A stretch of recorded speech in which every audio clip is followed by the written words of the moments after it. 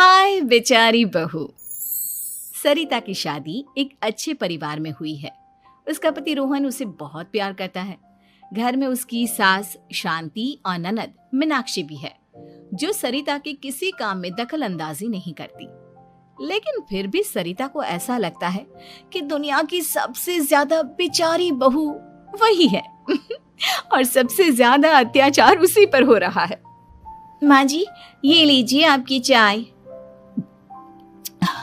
अरे बहू, तूने इतनी ज्यादा चीनी क्यों डाल दी चाय में? हाय हाय माँ जी, मैंने तो उतनी ही मीठी बनाई है जितनी मीठी आपको पसंद है। माँ जी, आपको तो मेरे हाथ की चाय अच्छी ही नहीं लगती। जब देखो कुछ न कुछ कमी निकाल ही देती हो। अरे बहू, तू एक बात के पीछे ही पड़ जाती है। मैंने ऐसा कब कहा कि तू रोज चाय खराब बनाती है? सरिता अपने कमरे में चली जाती है और फोन उठाकर अपनी माँ से बात करती है। हेलो माँ, कैसी हो आप? क्या कर रही हो? मैं तो ठीक हूँ, पर तू बता, तेरा मूड कैसा है? तेरी आवाज से लग रहा है कि कुछ तो हुआ है तेरे ससुराल में। अरे क्या बताऊँ माँ, यहाँ तो हर समय मेरे साथ बहुत बुरा व्यवहार होता है। मैंने अपनी सास के लिए इतनी अच्छी चाय बनाई, लेकिन मेरी सास चाय पीते ही मुझे 4 बातें सुना दी। बेटी, तू इतनी छोटी छोटी बातों पर ध्यान ही क्यों देती हो? तुम्हारी सास ने कुछ बोल भी दिया तो क्या हो गया, वो बड़ी है ना तुझसे। माँ ने इतना समझाया, लेकिन इस बात का सरिता पर कोई असर नहीं हुआ। अपनी बेचारी बहू की छवि वो बदलना ही नहीं चाहती। अगली सुबह सब नाश्ते की टेबल पर बैठकर नाश्ता कर रहे थे, तभी सरिता ने अपने पति से कहा, सुनिए जी, मुझे ना आज बाजार से कुछ सामान लेकर आना है। आज आप ऑफिस से आने के बाद मुझे लेकर चलना ना। भाभी, मुझे भी कुछ किताबें खरीदनी है। आप दोनों जा ही रहे हो तो मेरी किताबें भी ले आना।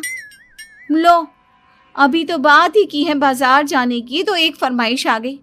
माँ जी, आप भी बता दो कुछ, और हाँ, मोहल्ले वालों से भी बोल दो अगर वो कुछ मंगवाना चाहते हो तो। बेचारी मीनाक्षी अपना सा मुंह लेकर रह गई। ये सब देखकर रोहन से चुप नहीं रह गया और वो गुस्से में बोला, सरिता, क्या हो गया है तुम्हें? मीनाक्षी ने तो सिर्फ किताबों के लिए बोला है। तुम्हें मीनाक्षी से इस तरह से बात नहीं करनी चाहिए। माफी मांगो उससे अभी। क्या? मैं माफी मांगू? दिन भर आपके घर के काम करूं मैं, आपकी और आपके घर वालों की बातें सुनूं मैं, और अब माफी भी मैं मांगू? ऐसा कभी नहीं हो सकता। ये बोलकर सरिता वहां से चली जाती है। एक दिन उनकी पड़ोसन घर आती है। अरे सरिता, क्या कर रही है?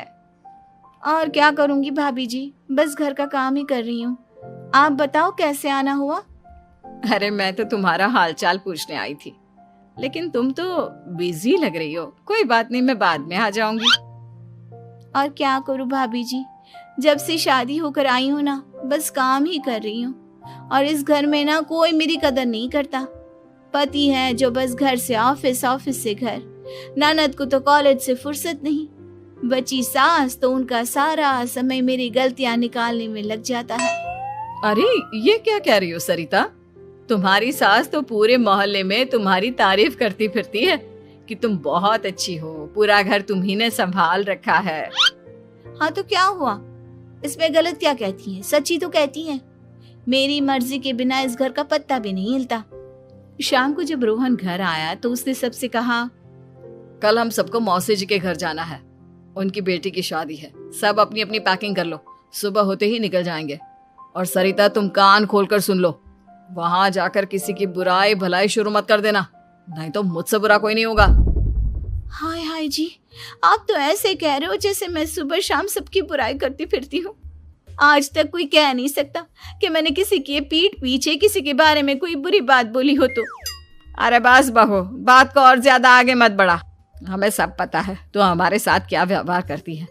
ये बात घर तक रखना, शादी में किसी को कुछ मत बोलना, नहीं तो सब कहेंगे कि शांति की बहू कितना बोलती है। हाँ हाँ, सब कुछ तो मैं ही बोलती हूँ ना। आप लोग तो हर समय फूलों की बारिश करते रहते हो मेरे ऊपर। सारी गलती मेरी है जो मैं इस घर में आई। सबका कितना ध्यान रखती हूँ, लेकिन फिर भी मेरी तो आप लोगों की नजर में कोई कदर ही नहीं है। अगली सुबह सब लोग मौसी जी के घर पर चले जाते हैं। वहां पर शादी का माहौल होता है, सब जगह चहल पहल होती है, बहुत सारे मेहमान आए हैं। सरिता को वहां बहुत अच्छा लग रहा है। वो अपने मन में सोचती है, यहाँ कितना अच्छा लग रहा है, कितनी रौनक है। मैं यहाँ किसी से ज्यादा बात नहीं करूंगी। अगर मेरे मुंह से कुछ ऐसा वैसा निकल गया तो रोहन जी तो मुझसे गुस्सा हो जाएंगी। सरिता ये सब सोच ही रही थी कि वहां रोहन की कजिन साक्षी आ गई और सरिता से बोली, आप सरिता भाभी हो ना? जितना आपके बारे में सुना था आप तो उससे भी ज्यादा सुंदर हो। हाँ वो तो है, मेरी सुंदरता की तारीफ सब करते हैं। मेरे मायके में तो सब यही बोलते हैं कि रोहन जी की किस्मत बहुत अच्छी है जिन्हें मैं मिली। लेकिन आप कौन है? मैंने आपको पहचाना नहीं। मैं रोहन भैया की कजिन हूँ। आपकी शादी पर नहीं आ पाई थी ना, इसलिए आप मुझसे मिले नहीं कभी। शांति मौसी और मीनाक्षी आपकी बहुत तारीफ करते हैं। क्या कहा तुमने? मेरी तारीफ? कभी नहीं। मेरे ससुराल वाले कभी मेरी तारीफ कर ही नहीं सकते। मैं इतनी अच्छी हूँ, मेहनती हूँ, लेकिन उन्हें तो मेरी कदर ही नहीं। सारा दिन घर का काम करती हूँ, फिर भी मेरी सास ना मुझे सुनाती रहती है और पति भी मेरी सास की साइड लेते हैं। ना कभी बाहर ले जाते हैं ना कहीं घुमाने। अगर घुमाने के लिए कभी बोल भी देना तो उनकी बहन बीच में आ जाती है। मैं कैसे रह रही हूँ उस घर में ये मैं ही जानती हूँ। सरिता की ये बातें सुनकर साक्षी को बड़ी हैरानी हुई। अब वो हर किसी के सामने अपनी बढ़ाई और ससुराल वालों की बुराई करने लगी। रोहन और शांति को सरिता पर बहुत गुस्सा आया, लेकिन वो चुप रहे। अगले दिन जब वो अपने घर पर आए, सरिता, तुमने क्यों सबके सामने मेरी इज्जत का तमाशा बनाया? तुमसे बोला था ना कि चुप रहना। अजी ऐसा भी क्या कह दिया मैंने जो इतना भड़क रहे हो? तुम जहां जाती हो अपना रोना शुरू कर देती हो, कभी किसी दूसरे की बात ही नहीं सुनती, बस अपनी कहती रहती हो। तुमने सबके सामने हमारा तमाशा बनाकर रख दिया है। हे भगवान, मुझे अपने पास बुला ले। जिस घर में मेरी कदर ही नहीं उस घर में मेरा क्या काम? अरे क्या करूंगी मैं यहाँ रहकर? जो भी आता है मुझे सुनाकर चला जाता है। मैं तो किसी से कुछ नहीं कहती। सीधी सादी बहू मिल गई है ना सबको, तो जो जी में आए वो करो। सरिता ने अपने आगे किसी को कुछ बोलने ही नहीं दिया और उस दिन भी उसने सबके सामने खुद को बेचारी बना ही दिया। अगले दिन मीनाक्षी कॉलेज के लिए लेट हो रही थी, इसलिए वो हर काम जल्दी जल्दी कर रही थी। अपना नाश्ता लेने किचन में गई और पतीले में रखे गरम दूध को गिलास में डालने लगी।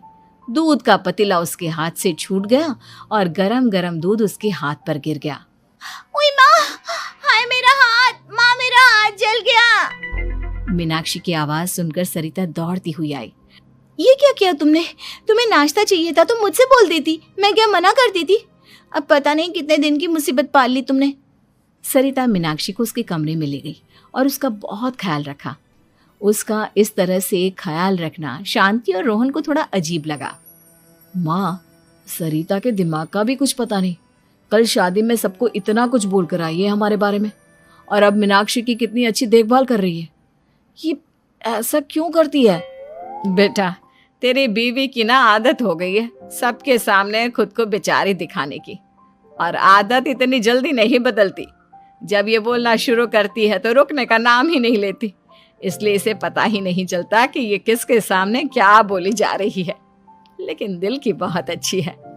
हमें भी अपना दिल बड़ा करके ये जैसी है इसे स्वीकार करना चाहिए।